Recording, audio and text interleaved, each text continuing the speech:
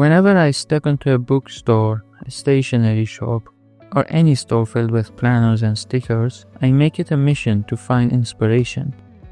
The first thing I do is check out the most popular planners, journals, and stickers on display. If they're front and center, it usually means they're trending.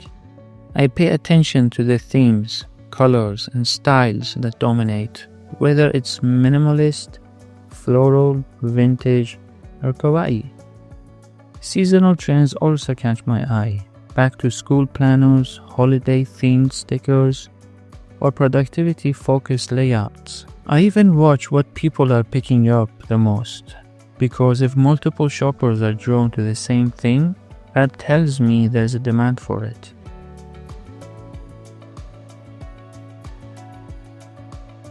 As I browse, I take a closer look at the color palettes and patterns that stand out. I notice how different colors work together and how fonts create a mood.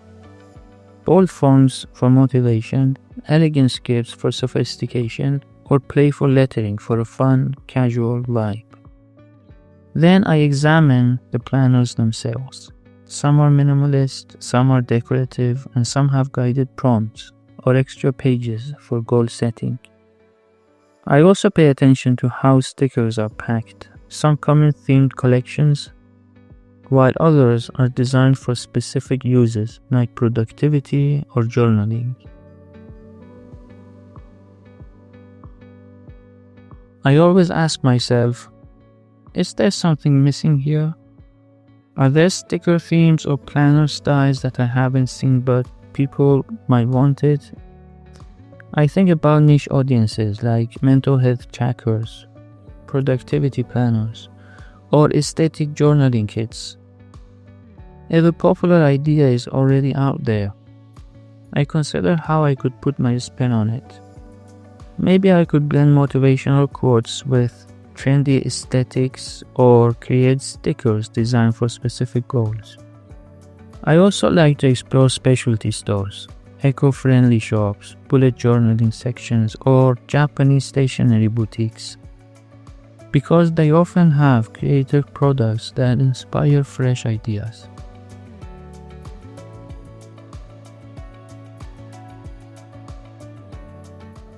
One of my favorite things to do is listen to what shoppers say while browsing.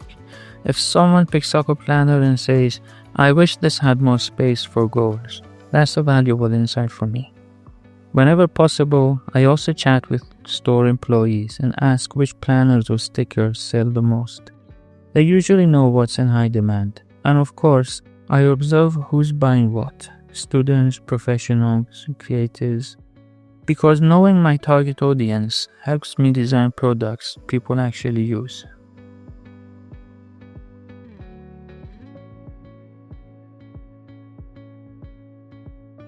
I always keep my phone or a notebook handy. When I see an interesting layout, color combination, or typography, I snap a picture. I never copy designs, but I let them spark new ideas. If a thought comes to mind, a unique sticker pack idea, a new planner structure, I quickly sketch it or jot it down. I also take note of how stickers are categorized.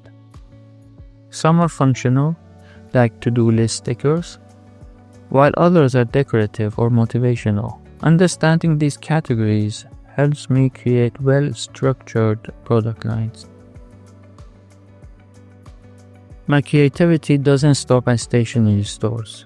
I explore fashion stores to check out trending colors and aesthetics, because fashion often influences design. I browse book covers for typography and layout inspiration, since they're designed to grab attention. Even home decor sections are useful. Boho patterns, minimalistic themes, or vintage styles can all translate into unique stickers and planner designs. Once I'm back home, I gather everything: photos, sketches, and notes, and create a mood board, either on Pinterest or a physical board. This helps me see patterns emerge. Maybe I notice certain color schemes repeating, or a theme standing out. I use all these insights to refine my next sticker pack or planner template. By blending trending elements with my own creative touch, I can design something unique and marketable. And that's how I turn a simple trip to a bookstore into a creative brainstorming session. Every time I step into a shop, I come out with fresh ideas, and I can't wait to bring them to life. You can also use the same process for your own designs.